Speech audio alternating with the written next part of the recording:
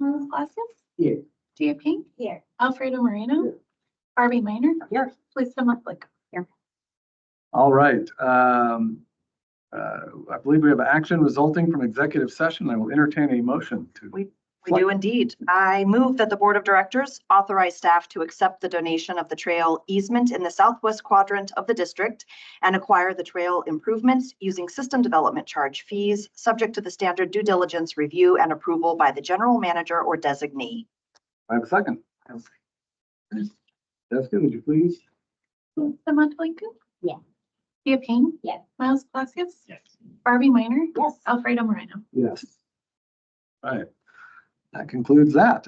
We are on to agenda item number 4, election of officers for the next fiscal year, 2024-25. I wanted to open it up first just to a general board discussion, just high-level thoughts about board leadership selection, what we prioritize. Having spoken with each of you individually, it was kind of like an interesting learning experience of just different thoughts about what was frequently the most valuable for the board. And I just thought it would be good to kind of have a constructive conversation there. So no action or anything at this point. I'm just kind of looking to engage. And I know previously when how many years is this? This is my 3rd year. It's been, I think the priority has been kind of changing leadership, exposing folks who had an interest to take on that role from year to year. I know there's lots of different ways that you can do this at the board. So I just wanted to open it up to anyone who just wanted to share thoughts about what was done in the past or what they've found is good in other areas. So anyone who wants to volunteer first can speak high level on it. Yeah, I'm happy to jump in. Obviously coming not from the past, being the newest member of the board, but very much so thinking back on my experiences of operating with boards in my role with my current organization, but also with task forces and commissions when I was working with the governor's office. During those times, what I like to see in kind of processes for these types of chair or president roles is opportunities for continuity, as well as just really locking into, I guess, continued vision with different seats in the way that leadership happens on the board. So I love the idea of everyone having an opportunity to kind of experience different roles as they would like, but not necessarily prescribing to the idea that everyone needs to take that. So if there's no interest in stepping into the president or chair role, that is also taken into account. And when we have a chair that we're really excited about and seeing continuity within that role, I think it's really, important for us to, as we've been elected to represent on this board, to pursue leadership in ways that we believe are for the best of the district. And so just with that in mind, I would love to have that taken into account as we look to do our processes in future years. And again, this, for 3 of us, we'll be entering our final year of our terms. So, this discussion may just be for food for thought for folks who will still be on here, yourselves, maybe the other 3 of us, we're not sure at this point. So any other thoughts just about how you've done it, how you like differing ways of? Piggyback just on Miles, just for efficiency's sake. I agree with everything I heard Miles say. I can't help but believe that there's going to be a little bit case by case basis, and that we have some big challenges ahead of us. Yeah, we have so many wins and so much to celebrate, and we have big challenges ahead of us. So when I'm thinking about our next board president, I'm also thinking about continuity, and I'm thinking about relationships. Who has relationships in place to have some tough conversations, whether it be with the city council, with county commissioners. This is a political role. And that's what I think that's critical to keep in mind. Yeah. Thank you. Other thoughts? I can talk about, this is what, my 7th year? Since I started, it's always been kind of a rotating thing, or assumed that it would rotate. And I completely agree. If there's nobody who is willing to or wanting to step in, I don't think anybody should be forced to step into the role. That said, if there are some people who, want to take on that challenge, I definitely think having the changeover is great for, we were all elected. We're not all the same. We all come with different lenses and different visions and different priorities. And so I think it is helpful for each of us are equal in that we should be able to highlight the things that are important to us. And I think as chair, that kind of gives you that opportunity. So if there's something that one of us wants to focus on, I think this gives them that opportunity. And it also increases the responsibility, and I think makes our board stronger because you're more forced to be the face. And if you're uncomfortable with that, but that will in itself create those relationships that may have not been created in a prior position. And so I think that makes the board stronger in general all over together. Yeah, so that is just my thought. Again, just to reiterate, I don't think any of us should have to do it if we don't want to. And I don't think there really needs to be a policy or anything, because I think it is going to be different for different boards and, different groups of people. But I think from our part of being transparent, that's kind of what that expectation has been set. And I think we are very a group of people who have pushed for equity. And so I think being able to support whoever wants to be in a leadership role, whether they may not be as strong, I think this is part of that part of being an equitable group of creating equitable leaders. And I don't think that precludes any of us from doing the work that needs to be done for this district and still stepping up. If all of us stepped up as potentially like we were chairs, that, that doesn't, just because there's a chair doesn't mean we all have to back off or anything. We are all able to do all the things that we want to do and have time for. So that is just my thoughts. I'm certainly an example of somebody who was sort of Nervous for it. thrust into the fray without being fully prepared. And you've shined Thank amazingly. you. And I just want to say that Alfredo has done an amazing job this year, and I want to congratulate you for, I know in the beginning you were a little bit apprehensive of taking on the role and nervous, but you've outshined me.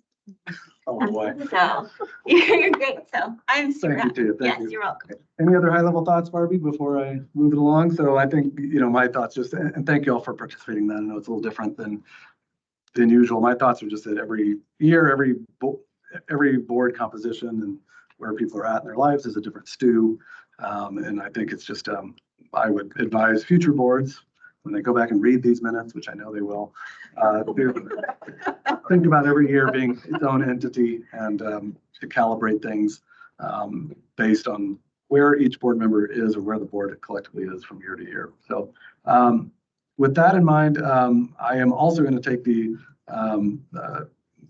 unorthodox step of, which I never do, you all know, of sort of putting myself first by making the opening nomination for board president for FY 24-25, and I will open the floor after, but I would like to take the step of nominating Barbie Minor to be our next board president, and we'll entertain a second for that. I can second that. Okay. Yeah. Second, and then we can discuss. And since I nominated, I just, this has been a super thoughtful process, and I know everyone has spent a lot of time kind of reflecting. I've had one-on-one conversations with everyone at length, and I just, from ultimately the amount of thought and contemplation that everyone put into this is admirable and the sign of a very engaged board. So hopefully that is a good thing for all of the staff and all of the folks in the community that we are here to represent. So, I think Barbie has been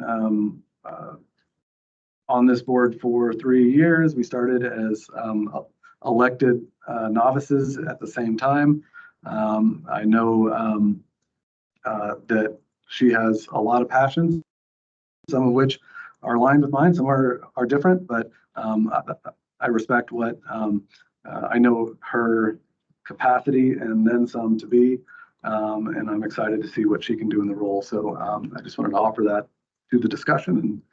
And anyone else for discussion on that motion, that nomination at this point, or anything else before we take roll? I mean, I guess I'll just share that. Yep. My vote will be a reflection of what I discussed. So, I mean, it's not just being transparent. Do we need to do all that other or any other one? Yeah, do we vote first and then go on down the road one at a time? To the other positions. To the other positions, correct, okay. So it's with no other discussion, no other comments at this point. I'll now ask Jessica to please take the vote. Miles Palacios, Yes. Barbie Minor, Yes. Felicity Monteblanco, No. Tia Payne, Yes. Alfredo Moreno. Yes. Okay, congratulations to Barbie, and we will now move along to the next position, which is secretary, and I will open the floor for nominations for secretary. I would like to nominate Alfredo for secretary for fiscal year 2024, 2025. I will second. Okay, any comments about that guy? Are you Is sure? there interest? Yes, there's interest. There's Because interest. we haven't heard that anyone has interest, right? I mean, we're not hearing that there's interest. So Okay. I think that would be helpful. From anybody else? Yes, I have interest. If there's any other nominations for secretary, we can put those out there. Okay. Seeing none, discussion, I guess for me, I look forward to being one seat over and really being able to support the new board chair to hopefully bridge that continuity gap that we talked about and maybe make that a little bit less of a chasm. Not that it was a giant one for me, because we're all pretty accessible to each other. So yeah, so I look forward to doing that, and we'll stay robustly engaged in the community in the areas I have the most passion in. So thank you. Any other comments? Okay. Jessica, would you please? Miles Palacios, Yes. Felicity Monteblanco. Yes. Barbie Minor, Yes. Tia Payne, Yes. Alfredo Moreno. Okay. And finally, open the floor for nominations for Secretary Pro Tempore. I would like to nominate Miles for secretary pro tempore for Alright. fiscal year 2024, 2025. Thank you. Cal, second. Second. Second. Any comment? Miles, do you have any comments about your own candidacy here? I think it's a good start Okay, for my candidacy. beautiful. Any other comments about Miles? All right. Jessica, we are eager to have roll here. Barbie Minor, Yes. Miles Palacios, Felicity Monteblanco. Yes. Tia Payne, Yes. Alfredo Moreno. Yes. Okay, congratulations, everyone. And again, thank you for your incredible diligence and thoughtfulness and energy that you poured into this. So it is awesome at the end of the day. All right, we're on to agenda item number 5. Proclamations. We've got 3 of them tonight. And we are going to open, make sure I'm on the right page and everything. Yes, they're marked helpfully with letters, so thankfully. We're going to open with a proclamation about Juneteenth. And it's off with me, highlighted. Whereas President Abraham Lincoln issued the Emancipation Proclamation on January 1st, 1863, that established that all enslaved people in Confederate states in rebellion against the Union shall be free, or shall be then forever free. And Whereas the 13th Amendment formally abolished slavery in the entire United States and was signed by President Lincoln on February 1st, 1865, and ratified by a sufficient number of states on December 6th, 1865, ensuring that, quote, neither slavery nor involuntary servitude shall exist within the United States, end quote, and Whereas in reality, the Proclamation did not instantly free any enslaved people, and the proclamation only applied to places under Confederate control and not to slaveholding border states or rebel areas under the Union control. And Whereas Juneteenth, short for June 19th, marks the day in 1865 when federal troops arrived in Galveston, Texas, to take control of the state and to ensure that all enslaved people be freed, a full 2+ years after the Emancipation Proclamation. And Whereas in reality, the work to abolish slavery took decades, and there are documented instances of Black Americans continuing to be enslaved into the 1900s. And Whereas a century and a half later, June 19th has a special meaning to Black Americans and is recognized as the oldest nationally celebrated commemoration of the ending of slavery in the U.S. And Whereas Juneteenth commemorates freedom for Black Americans, and whereas THPRD recognizes that Juneteenth is an important day for Black Americans and for the nation and is part of our history. And whereas THPRD recognizes the lasting legacies of systemic racism and oppression and how they are still impacting people's lives today. And whereas the contributions, stories, and experiences of Black Americans are historically marginalized and minimized, highlighted by the fact that many are unaware the atrocities and lasting legacy of slavery continued for decades after it was outlawed. And whereas THPRD respects and acknowledges this day as a reminder of the work that's been done to tear down systems of oppression and the reality that it is imperative the work continue because we still have a long way to go. And whereas Juneteenth is an occasion to recognize and further disrupt THPRD's role in longstanding systemic racism, to take responsibility in creating a more just, welcoming, and inclusive park district, and to uphold the values of advancing racial equity. now, therefore, the Board of Directors of the Tualatin Hills Park and Recreation District does hereby declare June 19, 2024 as Juneteenth, and do urge all those in the Tualatin Hills Park and Recreation District to support and promote this observance. here. Okay, we are on to 5B. This is LGBTQIA plus Pride Month, and I'll lead it off.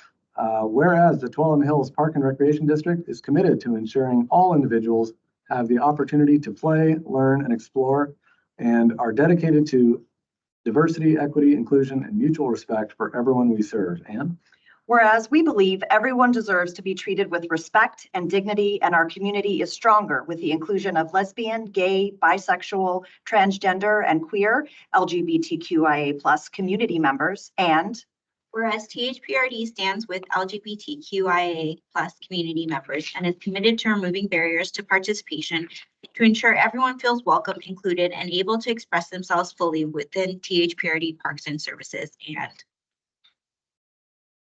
And whereas we are committed to eradicate, I was reading so good, sorry. We are committed to eradicating discrimination and helping bring opportunities for health and wellness, social equity, and access to safe parks and recreation for all. now, therefore, the Board of Directors of the Tualatin Hills Park and Recreation District does hereby declare the month of June 2024 as LGBTQIA plus Pride Month, and do urge all those in the Tualatin Hills Park and Recreation District to support and promote this observance. all right. And this is our final proclamation. It is Park and Recreation Month coming up. Whereas parks and recreation programs are an integral part of communities throughout this country, and voters felt so strongly about the importance of parks and recreation that they voted in 1955 to establish the Tualatin Hills Park and Recreation District to provide dedicated parks and recreation services. And whereas our parks and recreation are vitally important to our quality of life, ensuring our health and wellness and contributing to our economic and environmental well-being. And whereas park and recreation programs build healthy, active communities that aid in the prevention of chronic disease, provide therapeutic recreation services for people experiencing disabilities, and improve our mental, emotional, and physical health. And Whereas parks and recreation programs are fundamental to the environmental well-being of our community. And whereas parks and recreation programs provide the opportunity to build community and bring our incredibly diverse population together to share experiences, learn from each other, and build cross-cultural connections that strengthen the fabric of our community. And whereas parks and natural recreation areas improve water quality, protect our natural habitats, improve the quality of the air we breathe, provide vegetative buffers, and preserve the ecological beauty of these areas for children and adults to connect with nature and recreate outdoors. And Whereas the U.S. House of Representatives has designated July as Park and Recreation Month. Now therefore, the Board of Directors of the Tualatin Hills Park and Recreation District does hereby declare the month of July 2024 as Park and Recreation Month, and do urge all those in the Tualatin Hills Park and Recreation District to support and promote this observance. outstanding. I will just kind of give a little list of a few of the things we are doing. Of course, we've got our proclamation posters and display boards at many of our facilities, creating awareness for these celebratory months. June is Pride Month, and we have multiple events to support the LGBTQIA plus community. The highlights them, we've got a family pride dance party and pride party at the Garden Home Recreation Center, family pride in the park, along with Pump It Up with Pride at Cedar Hills Rec Center, and a series of seasonal poolside pride events at Harmon Swim Center.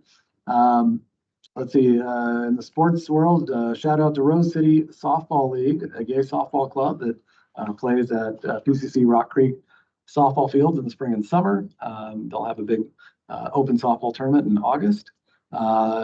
Looking out to the fall, the Athletic Center hosts the Portland Gay Volleyball Association's annual tournament. This is a big one. It's 2 days, uses the entire facility. So, so awesome to have them at HMT. Beaverton Pride Parade is coming up, and THPRD will be there.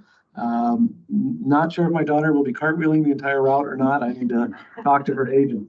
But hopefully we will be able to be there. So, but if myself and my daughter are not there, THPRD will definitely be there, along with our Beaverton community. And then we have affinity classes like LGBTQIA plus guided forest bathing. It's a class you can take at the Nature Center that begins on June 15th, so right around the corner. And you can sign up for that using our registration system. For Juneteenth, THPRD is working with partner WEST West Side Connect, on a Juneteenth exhibit, documentary screening, and a panel interview that will be coming in 2025. And this team will also be putting together an info session on June 29th. That's Saturday before Beaverton Pride, to honor the history and significance of Juneteenth. We've also got Garden Home Rec Centers highlighting the history and significance of Juneteenth with educational craft table for kids. I think that's just been awesome to see this, what's been a truly grassroots holiday kind of grow in awareness and stature, and great that we have a role in sharing the significance. So Park and Rec Month, our favorite month here, there's no debate about that. So we'll be doing our normal, we have summer concerts and events, nature and rec mobile programs. One thing I want to highlight is Parks and Recreation Palooza on July 5th. It's an all-day event at Conestoga Rec Center. You got open gym, drive-in documentary pool, dive-in documentary movie in the main pool. How about that? And a grand reopening of the weight and cardio room, free tours, orientations, raffles, giveaways. And then also on July 5th, free guided nature walk. It's free, family friendly, from 10 to 11:30 a.m. And that will explore the mysteries of wildlife, waterways, and conservation throughout Greenway Park. This is all right by my house. Everyone can come by later for mimosas and brunch. So that's a Friday, isn't it? I probably should be working. I'm on vacation. Thank you all. We will move along to agenda item number 6. And we have a presentation, the National Weather Service Storm Ready Recognition with Mark and Chris. Welcome. Where we go? Are you here or where? Yeah, right over there. Right over here Yeah, works? please. All right. So my name's Tanya Francine. I'm the meteorologist in charge of the Weather Service in Portland. Please remember we're in advertising and not production. So we don't produce the weather that you get. This morning I had to laugh. I was on a just scrolling through social media, and this was on the Astoria Riverwalk page, but somebody put on there, has anyone tried turning the weather off and on again to see if that helps? And I hadn't seen that one before. I thought that was pretty good. I would love to try that because our roller coaster lately has been a little much, right? It's like, can we just turn summer on and leave it there for a while? So yes, I'm Tanya Francine. This is Chris Burling, one of our senior forecasters, and he's really the person behind the work to get you all to this recognition ceremony on our end. Mark is the one on your end to get this done. Trina is our warning coordination meteorologist, and the moment she heard you had giant pickleball courts, she and Mark already have an office thing where between you all and us, we might have some competition going here later this summer. So I think that would be fun. But Storm Ready was created about 20 to 25 years ago. As a way to recognize communities for doing the work to prepare their people, to prepare their counties, the communities, their incorporated cities, their incorporated governments. And so across the nation, there's almost 3,500 communities, but in Oregon, we have 13 counties, 29 communities, of which you are now one, and 12 what we call supporters, groups that really taken this to heart, have gone through the emergency planning process and done the safety preparedness with their staff, with the people that they engage with. And, you know, I'm assuming you're all in volunteer roles as I'm listening to you talking about elections back and forth. And one of my roles is with the American Meteorological Society and their Emergency Management Committee a few years ago. And we saw the need to create a best practice for outdoor weather safety. This was after the Indiana State Fair collapse. Do you all remember that, when the stage collapsed, when Sugarland was coming on and people died? And so how do you prepare people? There's a video of somebody in the stands, they're watching the lightning coming in, and somebody goes, well, I hope that misses us. Well, hope is not a plan. A plan is something that you've written down, and you're going to do this when weather is going to impact you. And so that is what you all have done. You have that plan written down. In fact, as we were coming here, I just took a quick look at your website, and under your concert series, the very first bullet states, concerts are canceled in the event of heavy rain, high winds, or lightning. All right, and as we turned in here, my baseball mom hat came on for a minute. My kids are in their 20s now, but for 15 years, I did the chase the kids around Eastern Montana thing, doing the baseball mom. And you don't know how many umpires I had to chase down. I'm like, you do realize that we're in a slight risk of severe weather and thunderstorms are going to start about the 7th inning, right? And they'd look at me kind of funny. I'm like, oh yeah, and I run the weather service office. If you have the lightning app on your phone, and they'd look at me kind of funny. Some of them took me seriously. Some of them, it took some convincing. But having that information, knowing that you have to probably put people in a safe space if lightning's coming within 10 miles of your facility. You know, when you're responsible for 300,000 people, that's a lot of people that could be in your care in this big giant area that you manage. And you want to make sure that they're safe. You want to make sure they're doing all those things you just read in your proclamation, enjoying the outdoors, being healthy, getting out and doing things, but you want them to be safe when doing it. So I'm going to stop there. I'm going to let Chris talk a little bit, but we do have a certificate of recognition that you can place anywhere in your facilities. Trina's got this lovely sign for you that you can put up anywhere that you want to. We'd love to get a picture with some of you. It'll go on the Weather Service's Storm Ready website. You'll scroll through and you'll get to see your faces on there with us. But I want to just congratulate you for taking the time and the effort to do this, and especially you. You know, you guys support this, but there's always that 1 or 2, 3 people that really are the work behind it all and the impetus for doing these things. So thank you for putting your people first, and we'll see you at the pickleball tournament. All right, well, thank you, Tanya. So I'm sure you have an idea of what we do at the Weather Service. Certainly forecasting the weather is part of it, but as Tanya alluded to, really our core mission is protecting life and property. That's something that we really take to heart. It's not just a job for us, and that's because we live in these communities with our family and friends. We raise children in these communities. So this is really not just a job, it's personal for us to do that work of protecting life and property. We have several people that live in this district from our office. So really have that personal aspect of it. And when we are fortunate to have a partner like THPRD, who's doing that hard work of community preparedness, it really makes that mission of ours of protecting life and property a lot easier to accomplish. So to that end, I want to really commend Mark Pierce and his staff for doing that work of community involvement, preparing for adverse weather events. When you have 50 square miles and you serve 300,000 people, that's not a small task to be ready to prepare for these types of events.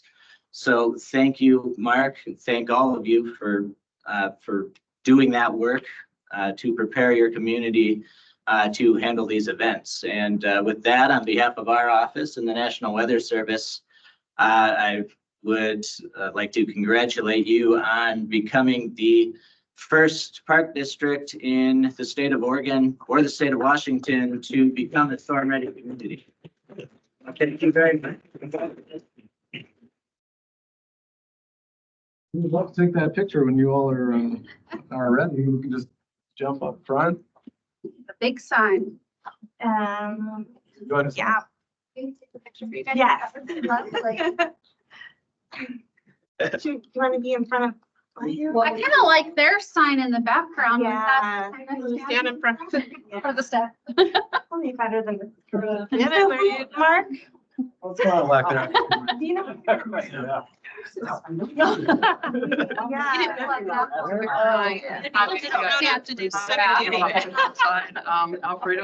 Hey, and can we just say thank you to our public testimony volunteer who's It's warming you up. It's all part of my play. snuggle?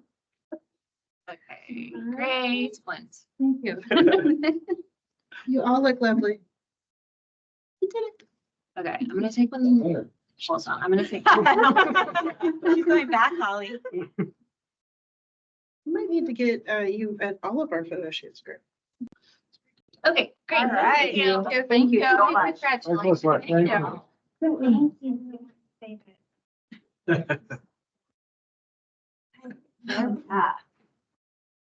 You. Thank you all for being with us tonight and sharing about what you do.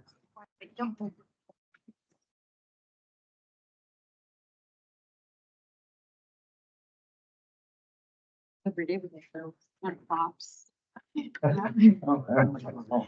Okay. Thank you again. Congrats, Mark. And on behalf of all of us, we thank all your efforts to make this happen. Super important, no doubt about it. We're on to agenda item number 7, which is a budget hearing, adopting our next fiscal year budget. Thank you. I'm going to open a hearing here. Let's see. I will now open the budget hearing for adoption of the fiscal year 2024-25 budget, levying taxes and making appropriations. Jared, I believe you're right in place as always. Good evening, President Moreno and members of the board. Jared Isaacson, Finance Director and Budget Officer for the district. I am here this evening to request the adoption of the fiscal year 24-25 budget and appropriation of funds, as well as the property tax levies for the district. The total budget appropriations for district-wide is $195,230,910. Of that amount, the general fund appropriations total $606,453. The permanent property tax rate levy amount is $1.30.73 per $1,000 of assessed value. The local option levy rate is 50 cents per $1,000 of assessed value. And the bond debt fund property tax levy for the coming year is $8,938,911. The The Budget Committee approved the budget that was proposed to them on May 16th, and there have been no changes to the approved budget that is before you this evening. Okay, thank you, Jared. And correct, we still do not have any public comment on this? Not No? on the budget. Okay. Discussion, comments, questions from any of my colleagues on the board? Only comment is, Jared, always great. I love how you break this down in a way that makes it really manageable in terms of understanding what we can expect with what we've got in front of us. Thank you. I will just say, yes, to echo that, this is probably my most, I was able to understand the process more than I have. I'm getting incrementally smarter, yes, but I think it was also presented in a way in the discussions we had and the Q&As we had in the Budget Committee were very constructive, and kudos to the process. It felt transparent and informative through and through. So any other comments before I close? I've got Yep. one. I'd jump in. Yes, thank you. Appreciate you. I also want to acknowledge the members of our volunteer budget committee as well. And to your point, it is a process and there's a learning curve, and the dedication and commitment and giving of time to ensure that we are ticking the right boxes and being thoughtful and having such a variety of thought catches things from different views. And so just special appreciation and shout out to our volunteers as well. Here, okay. Okay, I will now close the budget hearing and entertain a motion to approve our resolution from any of my colleagues. Go ahead and make that Oh, thank you. motion. I move that the Board of Directors approve Resolution 2024-09 to adopt the 2024/25 budget levy in Valorum. Ad valorem. Valorum, thank you. Taxes and make appropriations. Do I have a second? I will second. I'll give it to you. There's a tie. I will second. That's what you do. Tia Pink, Yes. Barbie Minor, Yes. Lisa Monteblanco, Miles Palacios, Yes. and Alfredo Moreno. Yes. Right. Congrats on that, Jared, and everyone else. Thank you. We have a budget. Beautiful. All right, audience time. We have in person Okay. and virtual right now, and then 2 in person. Okay. Any order or? Whatever. Start here. Okay. Okay, we do have some audience testimony, and I thank everyone for being here in person and online. I'm going to read a disclaimer here just to set the, to kind of frame the expectations for audience time. For our community members who have signed up for the public comment period and those listening online, the public comment period is an essential part of local government meetings. All of us on the board of directors are grateful for your participation and will take your input into consideration. Each person has 3 minutes to speak. This is not a time for dialogue, but rather an opportunity for us to listen. We will ask our general manager to follow up with you as appropriate. Thank you. And now, just in the order I have it in front of me, I want to invite Stephen Doubleday. No, sorry. Sorry, Stephen. I've got Rowan Spillman virtual, and we'll start with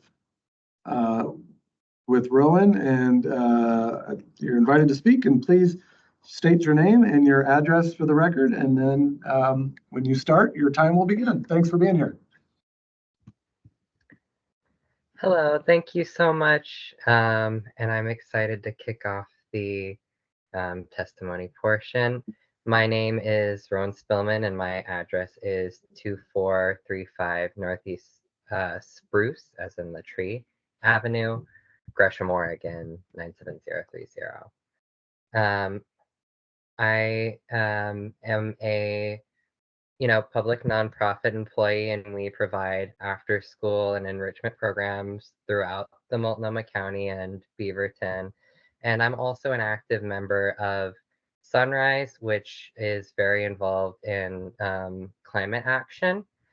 And, I want to start by really acknowledging the wonderful work you all do for the community and for the climate. I know all of you are people who care very deeply about this work, and the work towards actualizing the 2050 carbon emissions neutral goal is really seen and appreciated.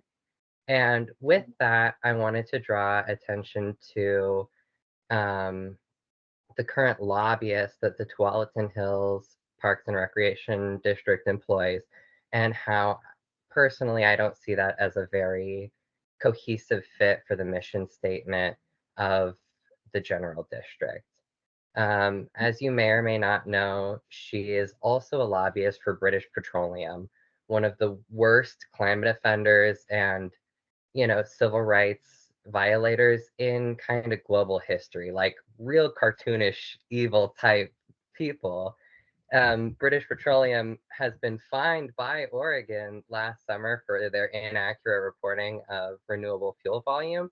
And additionally, last year, Multnomah County opened a lawsuit against fossil fuel companies for $50 billion for their role in creating the heat dome in the Pacific Northwest. I'm sure you all remember the horrific consequences of that natural disaster that British Petroleum is financially responsible for. And so long as she is employed by British Petroleum and advocating for them on a legal platform, there is a conflict of interest with her ability to lobby for the Tualatin Hills Parks and Recreation District and for our community.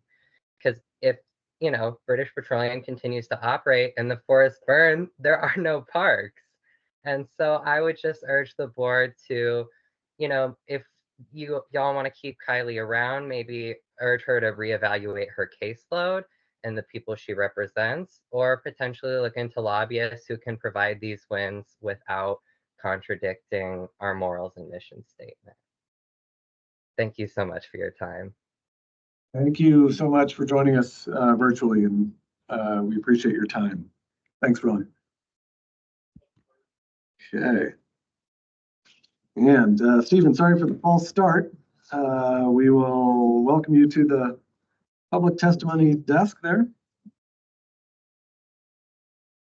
And when you're ready, you can you can state your name and address for the record, and then your 3 minutes will begin when you do. Name is Stephen Doubleday. I live at 2439 Northeast 21st Ave in Portland. So I'd like to thank you, Chairman Moreno, and members of the board. I too am a volunteer board member, so I appreciate the efforts that you make. So I serve on the national board of the climate group F-, and I'm here to call on the Tualatin Hills Parks and Recreation District to adopt a policy of not working with lobbyists who work for the fossil fuel companies. Census theme. So I ask that you cut ties with your current lobbyist on the grounds that their representation of British Petroleum is inconsistent with your values and your work to promote stewardship of the environment. Last week, the UN Secretary General Antonio Guterres made an historic speech in New York under a model of the blue whale in the American Natural History Museum, in which he called on ad agencies to stop working with fossil fuel clients. How did we get into this mess with the climate? Because good people who should know better work with the fossil fuel industry and negotiate with the industry, giving it the social license it needs to operate. Last year, Multnomah County sued the fossil fuel companies for their role in creating the devastating climate impacts for the Pacific Northwest. These impacts will increasingly affect our health, our wild spaces, and Tualatin itself. We will continue to see changes in our parks as the trees, shrubs, and grasses struggle to adapt to this climate change. Please stop working with lobbying firms that simultaneously work against our shared interests in promoting a safe and healthy environment for our recreation. Thank you. Thank you for your testimony. Thank you for being here. Okay, and Lindsay Murphy, you are our next. Thank you for being here, and Sam, state your name and your address, and when you start, the green light will turn. My name is Lindsay Murphy. I live at 13588 Southwest Chelsea Loop in Tigard, Oregon 97223. Dear Chairman Moreno and members of the board, thank you again for your time. You will sense a theme here. I was born in Portland and now have the opportunity to raise my family here in Oregon. And part of that joy comes from the natural beauty of this area and existence of places like Cooper Mountain Nature Preserve and the Tualatin Hills Nature Park, whose green spaces are one small antidote to the climate crisis.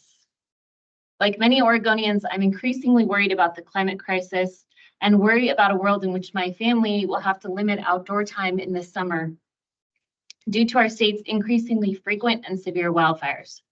In 2020, I evacuated my parents from their home in Oregon City. Although it was ultimately spared from the fires, the memory of frantically loading up the car as heavy ash rained down on us is something I will never forget. These fires are being driven by climate change, and among the companies that continue to push fossil fuels despite this crisis is British Petroleum. In May at your last meeting, Nancy Chang of the climate group F- testified before this board and raised the issue of the Tualatin Hills Parks and Recreation District sharing a lobbying firm with British Petroleum. I serve on the national board of F-, and it is shocking to me and many people that this is the case, in part because BP's values run so contrary to those of THPRD. There are many things in life that are beyond our control. Supporting fossil fuel lobbyists by continuing to give them business is not one of them. I would ask you to consider the consequences of your continued partnership with the current lobbying firm. As the largest special parks district in Oregon, your actions have significant impact. Let's move forward as thoughtful stewards of this land and the people who live here. Thank you very much for your time and consideration. Thank you so much for being here.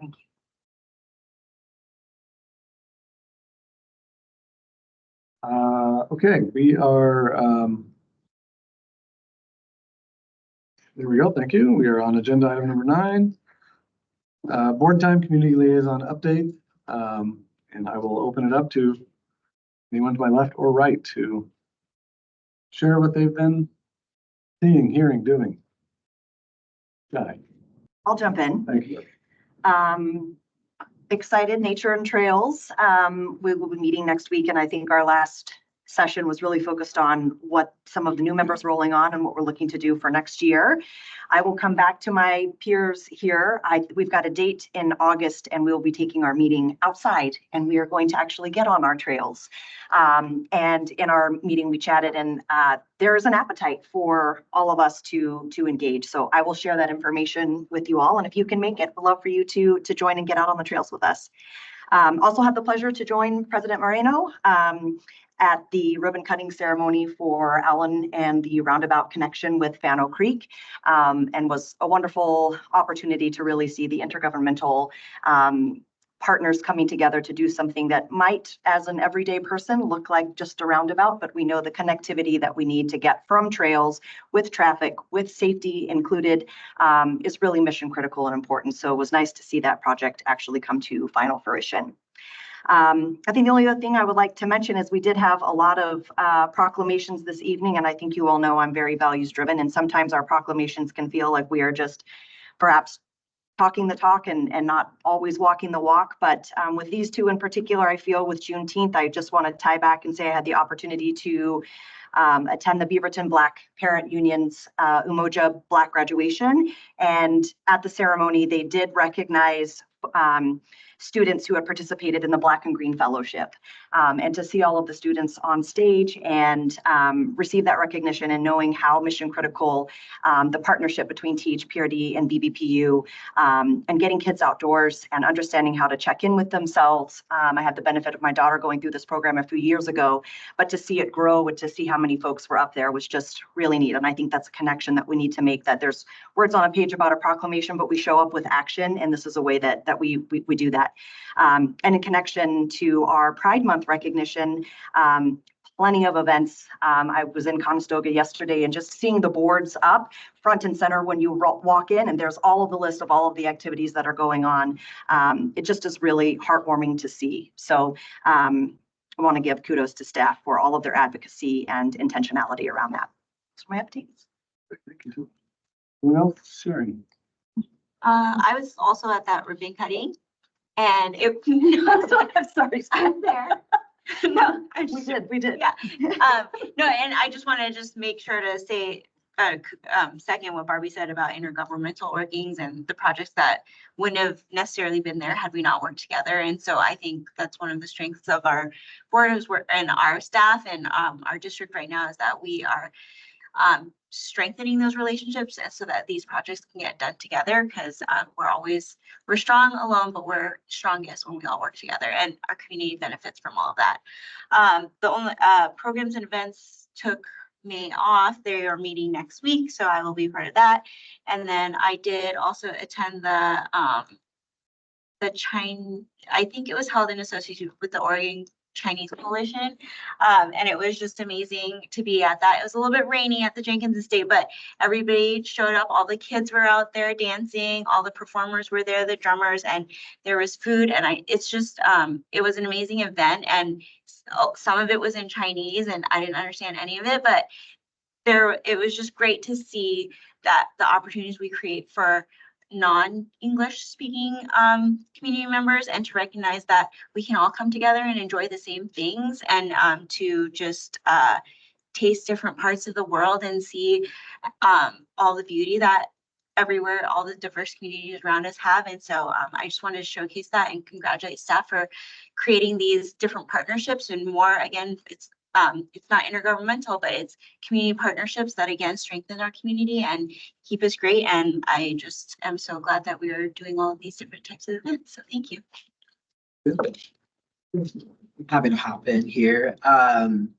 Earlier this past month, I was able to go to an event with President Moreno, where we went to Metro's event talking about kind of the state of their district and how they had an opportunity for there was a Q&A on stage, just kind of talking about the different things that Metro has been working on and what they're hoping for to continue to work on. It was a good opportunity to just kind of see one of our partners in action and seeing what's on their docket and what they've been up to most recently.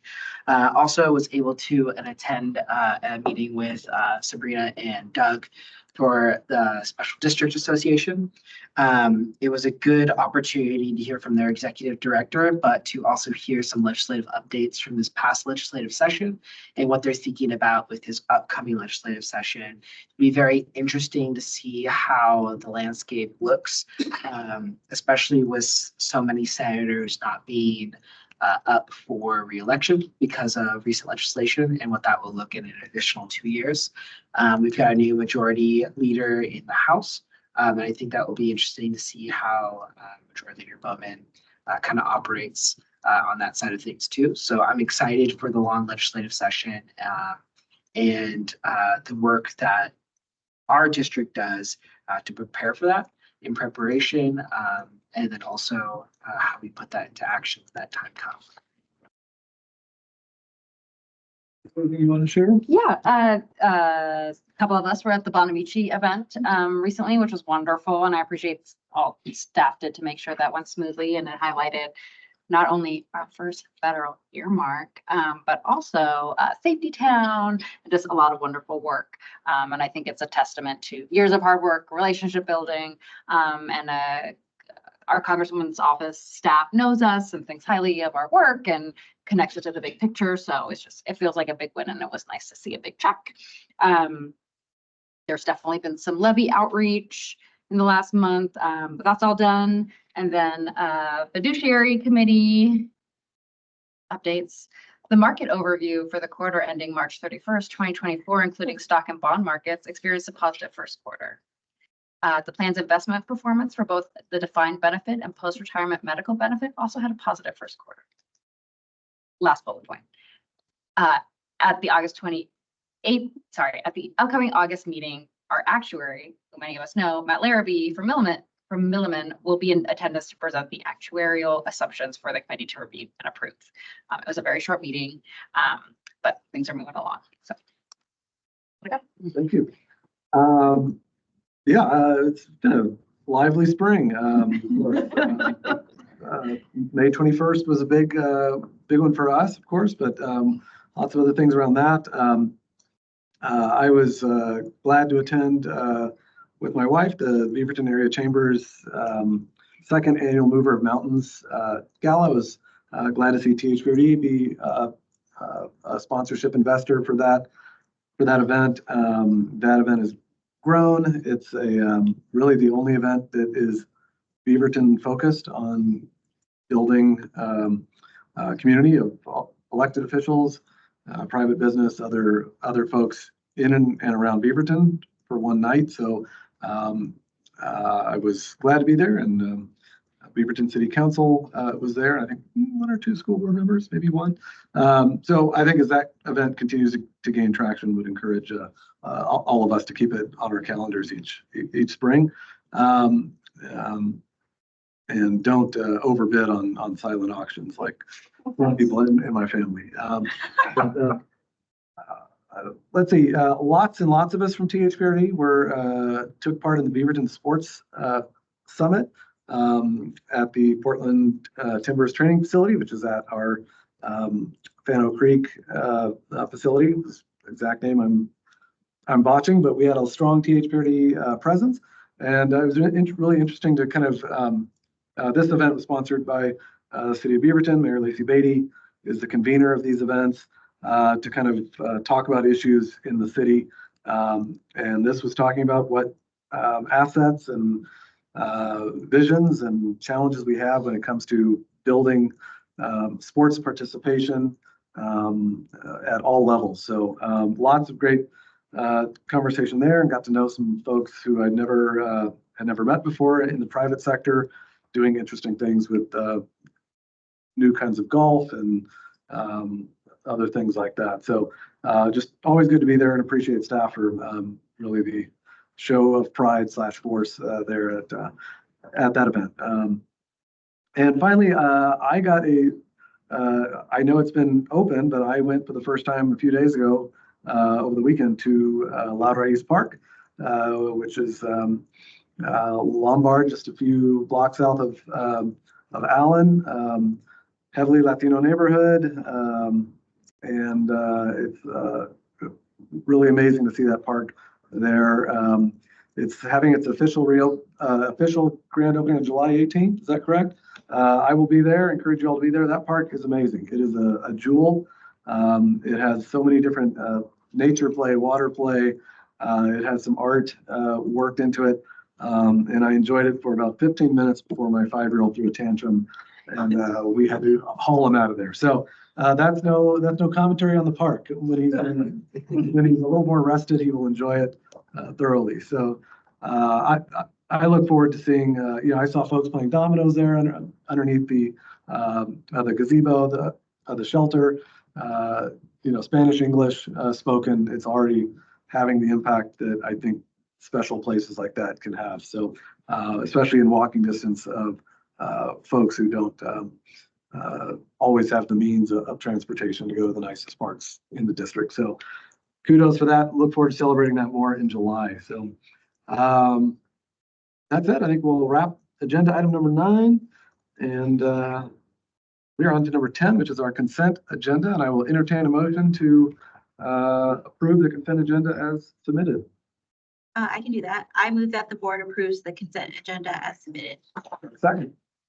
I'll second. Thank you. Jessica, please. Miles Blasius, Yes. Lisa Blanco. Yeah. Tia Pink. Yes. Barbie Minor. Yes. Alfredo Moreno. Yes. Okay, agenda item number 11. Talking about the HMT pickleball facility. Matt is here. We have an update. Great. We go well then.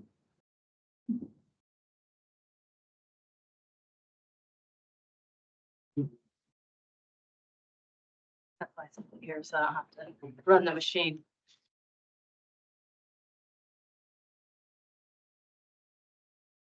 All right, Well, good evening, Board of Directors. I'm Julie Rocha, the Sports and Inclusion Director, and tonight I'm joined by Gary Keck, the Planning and Development Manager, and Tim Bonin, the Development Supervisor, and we're here to give you an update on the pickleball facility, proposed pickleball facility at the HMT Recreation Complex. Next slide. In September, you might remember that Tim Bonin and Emily Kemp provided an update on the growth of pickleball across the district. Just to refresh, pickleball has seen a staggering 159% growth over the last 3 years nationwide, making it the fastest growing sport in the nation. In comparison, tennis has experienced a 33% growth over that same period of time, making it the second fastest growing sport in the US. So as you can see, the main challenge of growing pickleball is they want to use the same facilities and the same courts across our district. Many players prefer the traditional court surface over a gym floor, as the surface affects the ball bounce and the reliability of the ball direction.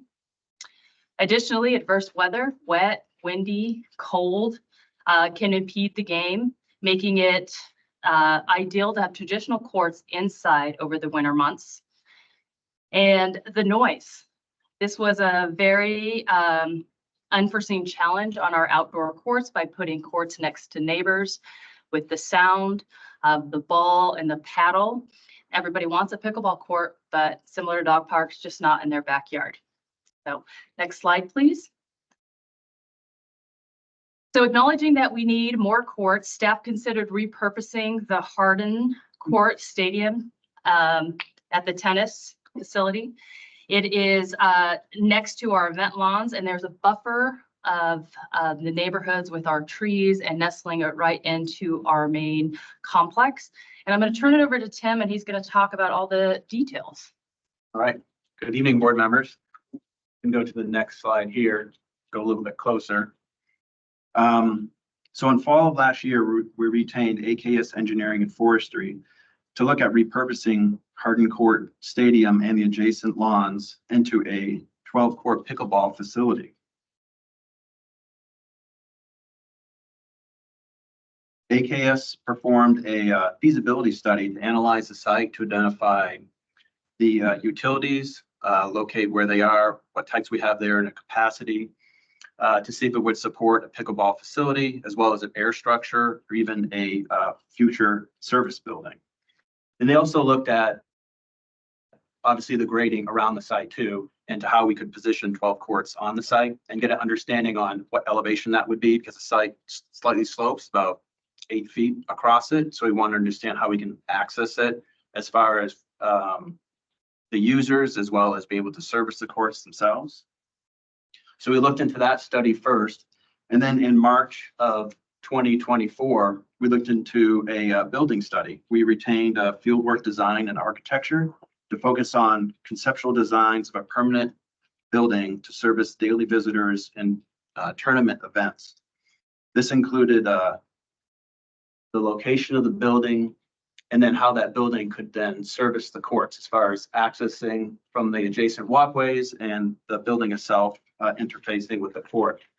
They also looked at how we could help provide some additional shade for those who are viewing the courts. So this is a plan view of the conceptual design that they put together. In the upper left-hand corner where it says Donor Plaza, that is the entry point to the site. There's a staircase as well as an ADA ramp to access the upper area where you see the word covered plaza. So we have a covered entry where visitors then would enter the building itself. Is what we're naming as a pickleball pavilion. So it would have a check-in, visitor check-in in the front. There would be table seating and chairs in a lobby area, as well as provide restrooms, additional office space for staff, storage, and as well as storage for the air structure itself. And they positioned it really against the court. So as you enter into the facility, you would check in, and then you would go through either a revolving door or there's another ADA door to access the courts themselves. Oh, get it? So There's there's a that, revolving door. yeah, there's a revolving door and an ADA door to get onto the courts. And so in the plan here, you see the 12 courts, 11 are tournament courts, and one is an ADA court, which is just has larger or longer runouts, side runouts. And also you'll see there's a dashed line around the perimeter of the courts. That would be the air structure itself. So it's very similar to we've seen the air structure up at our existing facility. There's usually about a 2 to 3 foot gap between the fence and the air structure itself for maintenance to get around it. But that gives you an idea of how this would all integrate and work together. And then here is a perspective, a rendering that they put together for us. So here is that, we're calling it Donors Plaza. There is, Hardin Court has its own donor wall, as well as there's a Memorial Plaza as well. So in this entry area, you can see where it says Tualatin Hills Pickleball Court. We could take that information and just display and recognize both the donor plaza, the donor wall, as well as Memorial Plaza information. And there's a staircase that enters up toward the covered portion of the building where you would then enter it. So we have that covered entry. Again, that could be used for larger tournaments, as people, if they want to set up outside, set up for tournament events or other types of events outside. And then you can see there's a fence line that would be the pickleball courts, and that longer cover at the top that provides some shade from the sun, also in the wintertime as well, for those during the season when people are outside and want to just view into the courts. Right there. So there's this pergola element to provide enough shade and protection all during the year, again, as well as a covered space when you enter the building. And this is a view from the courts looking toward the building. So where the building interfaces with the court, we're looking at possibly having a glass. So it's viewable from inside and out as visitors enter the building. They can look out to the courts. Also, they can sit on the inside and wait for their watch a game or wait for their time to come up to go out to the courts. And then this next slide, it's a little hard to see with the light in here, but this actually shows the air structure over the top. And this is conceptual. We don't know how wide yet. We're working with the Farley Group, was that air structure fabricator, to see how wide we could make it, but we'd like to have that some sort of visible connection in and out of the courts year round when the air structure is up. With that, Gary, do you want to follow up? So what I'd like to do is just go over the next steps that we're working on. So right now we're finalizing the feasibility study, which is going to include cost estimates, which we recently got. You may recall our early estimates showed 6.6 million, and that's what we have budgeted for the project. And now with the feasibility study where we're at now, the estimate just came in like a week ago, and we're at 8.8 million. And the new number reflects what we've learned from the feasibility study, the existing conditions, what's underneath the ground, what's above the ground. It reflects the current construction costs that we are anticipating, as well as the design that we need to have to make this a successful facility for ourselves, and how the building and the courts interact together. We're reviewing the estimate right now. We already see a few things that we don't think we need. It's our first glance at it. And it's part of the process as we're going through this to fine tune the estimate with that. And we're actively looking for other grant opportunities, as always, including looking at the Washington County Visitors Association for a possible grant there. The next steps, we intend to take the concept plan and design to the Parks and Facilities Advisory Committee in July to get their input. We're also going to hold a neighborhood meeting in July to get some input as well. And our intent is to come back to the board in August, September with the concept plan and to seek approval of that. Our current schedule has us in construction in summer of 2026, and the hope would be to have it opened in early 2027. So those are our next steps. Go ahead, next slide. So tonight, there's no formal action being requested. This is an update. We're here to provide information and take any feedback you may have. And as I mentioned, we'll be back in the next couple of months with a request. So we happy to answer any questions you may have. Questions? Oh, my question is about parking. And some context. I was at HMT on Saturday to pick up my packet. There was nowhere for me to park. So I had to come the next day, which is great. We are so popular. I'm here for this. Where are these people parking? Good question. I think it comes partly down to programming and scheduling as far as events, So- current events. So typically right now, our heaviest use is during the day for pickleball. We have got a lot of folks that maybe are retired and are able to play in the morning. And then we would incorporate it into if we were to host a tournament, just like any other event. So we have a group that gets together and looks at the complex calendar annually. Can we hold a softball tournament and a swim meet and basketball games all on a Saturday? And how does that impact parking?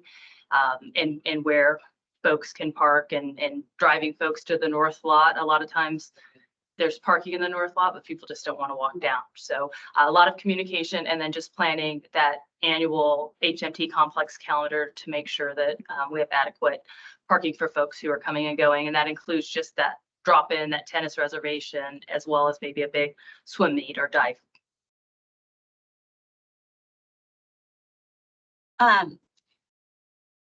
So I know that air structure is like a big production. You have to have like staff to bring it down every season and put it up, and then it's maintenance. Is it much cheaper than just putting like a permanent just roof structure? I mean, I know it's like a big space, but like, have we looked into that? I don't know if there's regulations for tournaments, but it's not like tennis where like the ball goes super, super high. So I feel like, was that ever an option or thought to do that? We've looked at the air structure because it is more cost effective.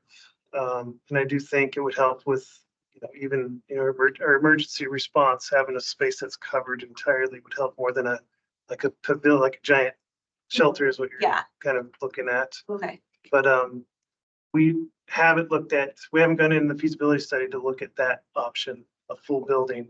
It's a pretty big square footage. Yeah.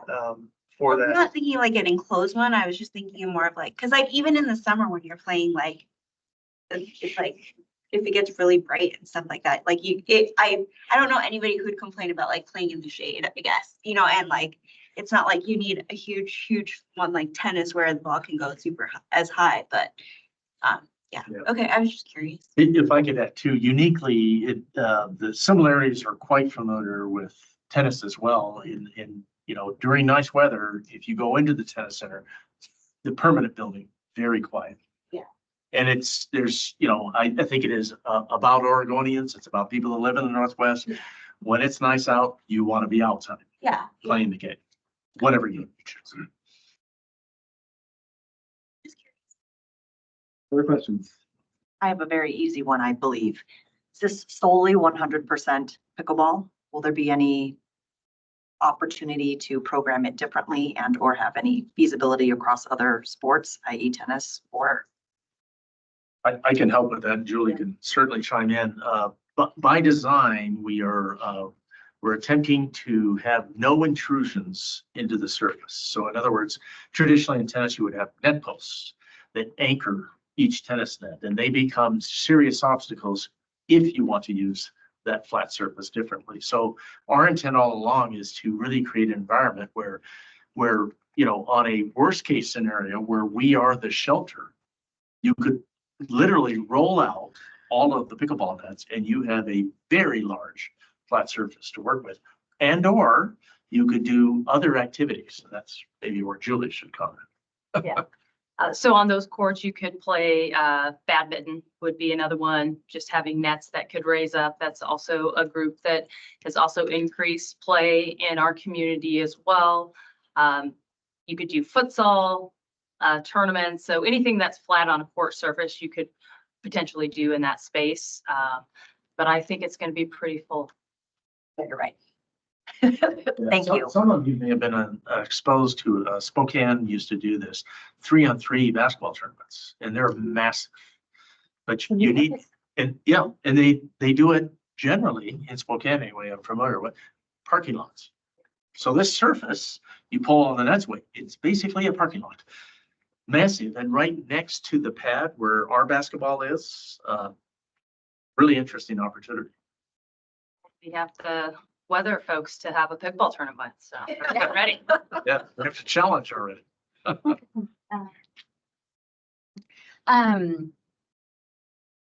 it just left my brain. That's embarrassing. It'll come back. It'll come back. Anyone else? I like air structures, so I mean, that was my only no. I didn't have anything to add really. That's work. My understanding is we've had a couple pickleball court centers open in the last year or so. I don't expect y'all to know how many. I imagine there's been some sort of market analysis or like loose review. I would love to see that at some point. I think my brain kind of struggles to wrap around just how popular this is, and just how much is needed to meet the demand. So I think when we're being asked to make an ultimate decision, it would be helpful to have that kind of information. Never get a reservation. That's helpful. Yeah. I mean, I'll look on a Wednesday and it's all full. Yeah, like a random daytime.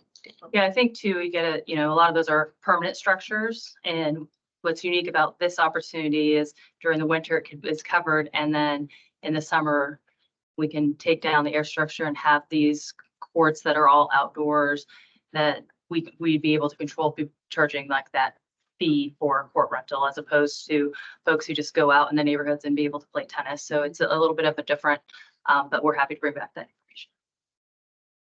Extra one. Well, that was going to be my comment too, is just wondering where we see this fitting into the evolving landscape. Speaking of the Beaverton Sports Summit, of like spaces like this, right? We're seeing headlines of this place and that place and on the private side opening, and just I think this looks like an amazing facility. I'm excited to see what potential it has. You mentioned basketball and different kind of uses. That's great. I think I saw Gina here. Gina's here. So I would encourage us to not be bashful, and for such a nice place that will be very popular, to see who's interested in financially investing and having some donorships, some name recognition, private sector, whatever that may make sense to be. But looks good. Look forward to kind of seeing where this goes, and everything else. Exciting. So kudos to the creativity for maximizing existing space. So great. Thank you. Okay. Holly Thompson, you are. I haven't seen you in ages, but I can catch up after the meeting.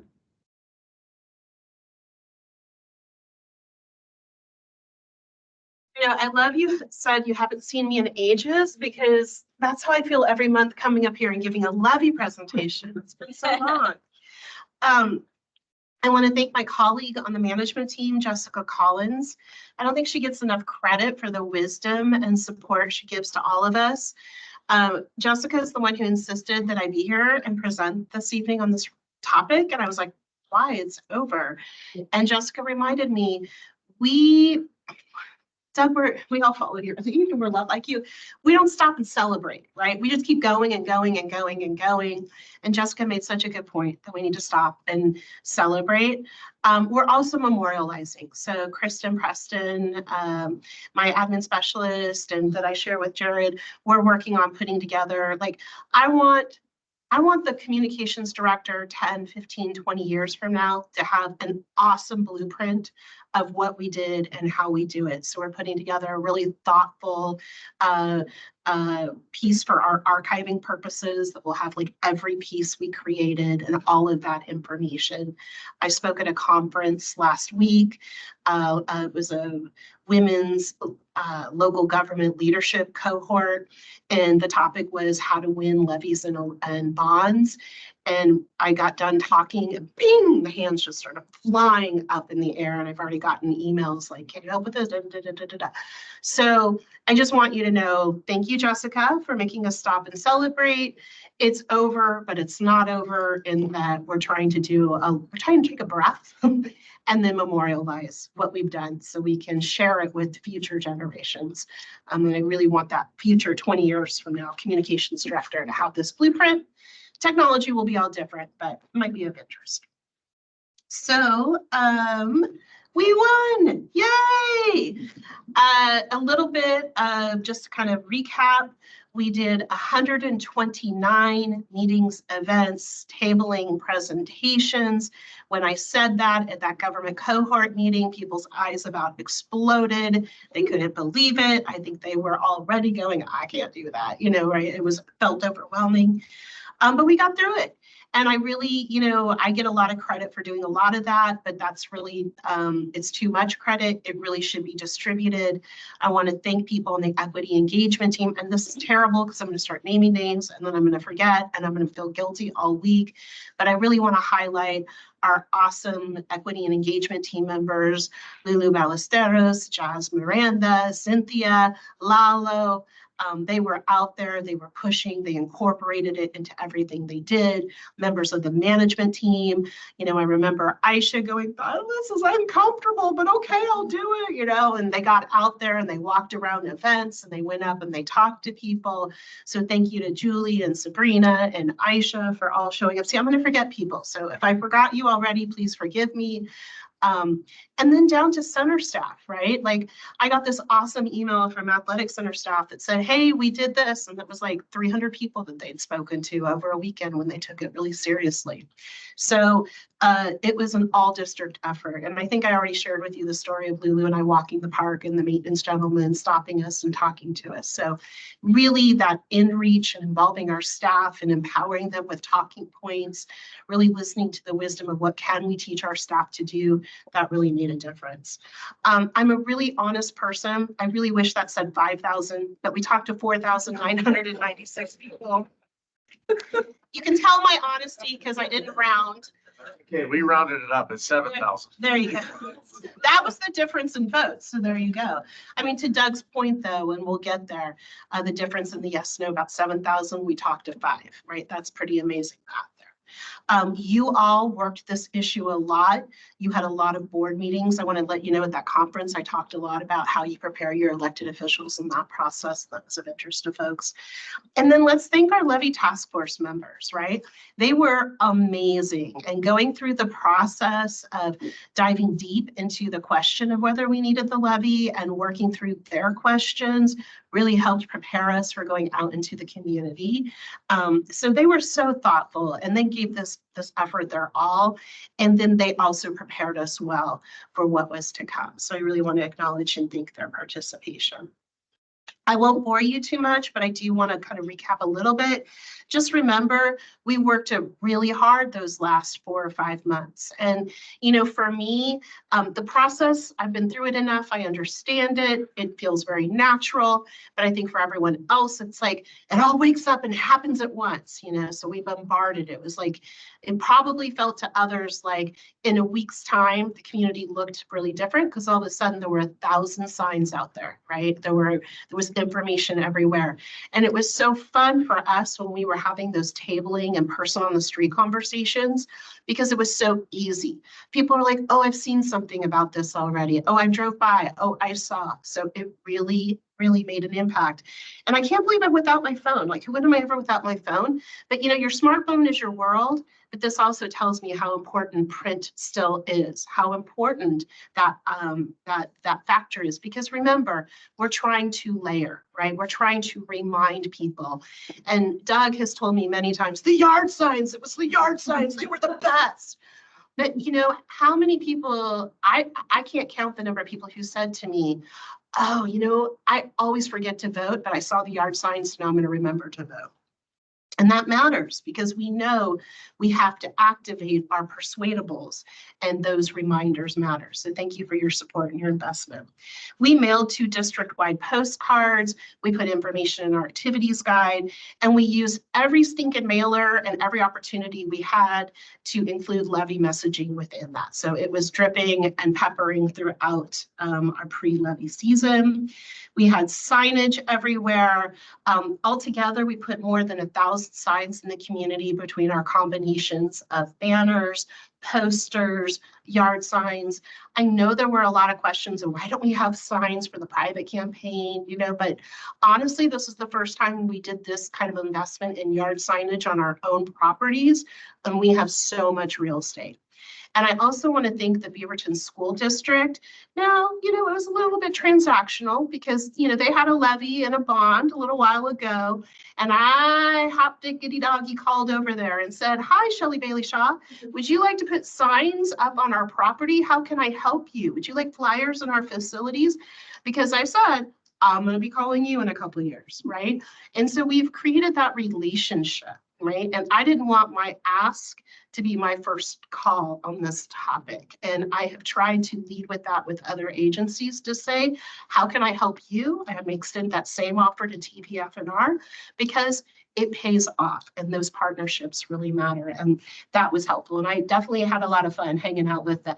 I had fun hanging out with the TPFNR people, but golly gee whiz, firefighters, they just walk in the room and everyone's like, whatever you need. So I was a little jelly, I'm not gonna lie. We hit digital hard. So these were some examples of our private side messaging.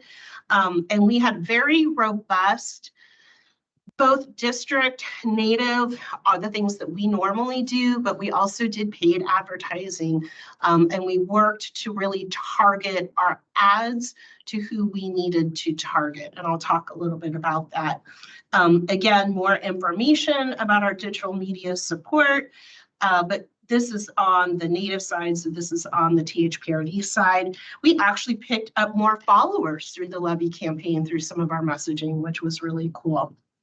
This is some metrics around how our paid advertising went. And just remember the whole way through, I knew our targeting was right on because our clicks were so much higher than industry average, which meant we're really doing a good job paying attention to getting to the persuadables, the people who are likely to be interested, but need to be informed that there's an issue, right? It really proves out that information. So what are the final results? If you actually keep checking day by day, they're inching in the numbers go up because more ballots get counted. So it was funny, Doug's been teasing me like, oh, you've been rounding your numbers. And I'm like, no, they keep going up just a little bit. One thing I want to point out is that we are within the margin of error of our poll. And so, I really believe in the polling. I used to say I'm not an expert. I guess I've probably done this a while that I can't get away with saying that, but I'm not like those paid fancy suits people who come and try to upsell you. I'm trying to be rude, but everyone tries to upsell me. And what I have found is a real niche of what I like for polling. I know I want to poll early. I know I want to build the messaging around the polling, and I really want to work it like a science experiment. And I want to thank Doug for being such a good listener and really giving me the freedom to fly. I haven't had that in the past. I've had a lot of questioning, why this message, why that message, but he always had my back. And, if you really listen to your polling, what does that say? You're listening to your community, right? You're really understanding what interests them, what motivates them, what their concerns are. And by listening to that information, you can then fine tune your messaging, right? And so, there's a reason we led with some of the messages around the maintenance, around the closures, because those are the things that we heard mattered the most to people. And so we really needed to talk about those restroom closures and the maintenance repairs. And so we have 1,000 things to talk about because we do a lot of things, but really proves out you've got to listen to your polling. Voter turnout was what I predicted it would be. I think if you roll back the clock of when we were talking and it's like the chicken or the egg, May or November. I kind of get bored with that conversation anymore, but we knew that voter turnout around May would be around 30%, right on what we expected. In fact, THPRD voter participation was slightly higher than overall Washington County. Kind of interesting. Maybe we had some influence on that by helping motivating people to show out. In terms of demographics and who participates in elections, this one proved out. And, I went back to our polling to talk, I really wanted to see how did the results compare to our polling. It's right on the money. It's right on the money, right on the money predicted. And, to all you young people out there, please vote, because the reality of it is the majority of voters continue to be in elections somewhere between 65 and 75% are going to be over the age of 50, and guaranteed that the about 47 to 50% will always be, I'm getting my statistics wrong, so forgive me, but the majority of people are going to be over the age of 50, and you can get down to 65. About 47% will be over 65. And so this is something that I talked about when I was talking to practitioners, other government folks. It is hard, I think, for government agencies to really execute an awesome public information campaign on ballot questions. It takes great discipline. Why does it take great discipline? Because people like me in communications, we spend an entire career trying to figure out how to communicate with an entire community. And we try to figure out how to focus on the missing voices, right? We really care about leading with equity. We really care about diversifying participation. And so the question we're always wrestling with, how do you wake the silent majority? How do you get to people that are out there? This is not that. This exercise is how do you get to voters? And voters are a different pool of people than the general public. And so to win, you really need to understand voters, what their issues are, what they're concerned about, and how to persuade them. And when I look at what did we predict, like who were our base supporters, we knew from our polling that we would likely capture, if we informed people, 40% of people out of the gate, but that's not going to win an election. To get over 50%, we had to focus on our persuadables, which was about 27% of the electorate, and we had to move enough of those people to join the 40 to win the election. And that is by informing them and motivating them by issues we know that they care about. All of this to say, there is a lot of science that I follow into crafting that messaging and in crafting that outreach strategy. And this shows the success of that because the polling really lines up with the outcome and the execution of the strategy. More sad news about elections. I don't think you're going to be surprised. Voters are older, voters are consistent. So you hear me talk about 2 of 3s and 3 of 3s, and you really do want to focus on those regular voters because they are the active voters. This should have been upfront. I also, in the tactics, we did text reminders, which was new for us. And I did text reminders. I actually deployed that really late. That was the only kind of game plan, last minute change of decision. And I did that because I was watching voter turnout the whole time. And I got really nervous in the last week before the election. I should remember that about 20% of all the ballots come in the last 2 days. And that is a very consistent thing. But our numbers before those last 2 days were lower than what they should have been in my mind. So I was like, oh, we better do text alerts and remind people to vote. And so we deployed that option later. So I wanted to include a slide on lessons learned. I think for me, one of the biggest lessons continues to be what was different about this election. We've talked about it several times already, so I won't go too deep in it, but tax sensitivity is a huge issue, and the structure of how taxes are organized in the state are a big issue. And when I spoke at the conference last week, Sherilyn from the city manager from Tualatin was the other speaker, and we both said to the whole room, all of us in local government have got to put this on our advocacy agendas as individual organizations, and then in our collective hives, we've got to be pushing Salem. So there was agreement there, and I keep hearing that more and more from people in my field. So I really hope we do follow through on that. And then long-term lessons learned for me, it's continue the discipline of polling early, putting together a great task force or a community advisory committee, really work with those 2 tools, develop your strategy, and follow your game plan based on what your data is telling you. And yay, we won. Thank you, Holly. Comments from anybody besides the big champagne bottle, metaphorical champagne bottle? I love that you said make a friend before you need a friend. I hear that from other people. Yeah, I think I want to thank you. Kudos. So glad you're here, Holly. I think something else that's on my mind is the Washco Dems endorsed the ballot measure, and their volunteers went door to door to voters. And they have a really cool program. It's nationally recognized, the Neighborhood Leader Program.